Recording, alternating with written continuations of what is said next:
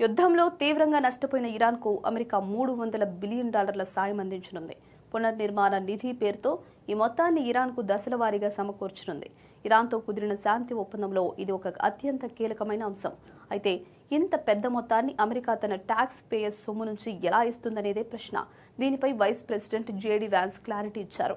ఈ ప్రతిపాదిత $300 బిలియన్ల ప్యాకేజీ అమెరికా ప్రభుత్వ నిధి కాదని, ఇది గల్ఫ్ అరబ్ దేశాలైన యుఏఈ, ఖతార్, సౌదీ అరేబియా నేతృత్వంలోని ఒక ప్రైవేటు పెట్టుబడి ఫండ్ అని స్పష్టం చేశారు. ఇరాన్ తన అణు కార్యక్రమాలను పూర్తిగా నిలిపివేస్తేనే ఈ నిధులు పొందే అవకాశం ఉంటుందని ఆయన పేర్కొన్నారు.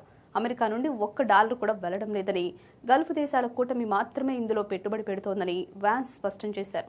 ఇరాన్ తన అణు కార్యక్రమాన్ని పూర్తిగా రద్దు చేసి తన వద్ద ఉన్న యురేనియం నిల్వలను నాశనం చేయడంతో పాటు అంతర్జాతీయ తనిఖీలకు అంగీకరిస్తేనే ఈ నిధులు అందుతాయని వెల్లడించారు.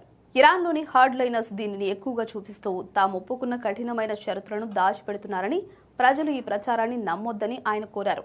ఇరాన్ తన ప్రవర్తనను పూర్తిగా మార్చుకుంటేనే ఇతర దేశాలు అక్కడ పెట్టుబడులు పెట్టడానికి అమెరికా ఆంక్షలను సడలిస్తుందని, లేకపోతే వారికి ఎటువంటి ప్రయోజనం ఉండదని వ్యాన్స్ వివరించారు.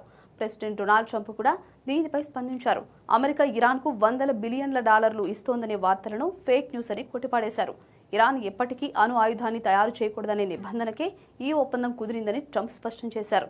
ఈ పునర్నిర్మాణ నిధి అనేది పూర్తిగా ప్రైవేట్ భాగస్వామ్యంతో కూడిన పెట్టుబడి అని, రాబోయే 60 రోజుల చర్చల అనంతరం తుది ఒప్పందం కుదిరిన తర్వాతే ఇది అమల్లోకి వస్తుందని నివేదికలు తెలుపుతున్నాయి.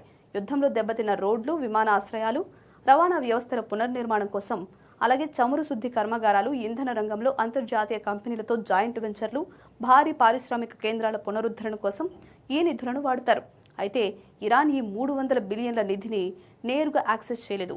అమెరికా పెట్టిన అత్యంత కఠిన షరతులను పాటించాల్సిందే. ఇరాన్ వద్ద ఇప్పటికే ఉన్న శుద్ధి చేసిన యురేనియం నిల్వలను పూర్తిగా నాశనం చేయాలని షరతొకటి. ఇరాన్ దీనికి ఒప్పుకుంటుందని భావించలేం.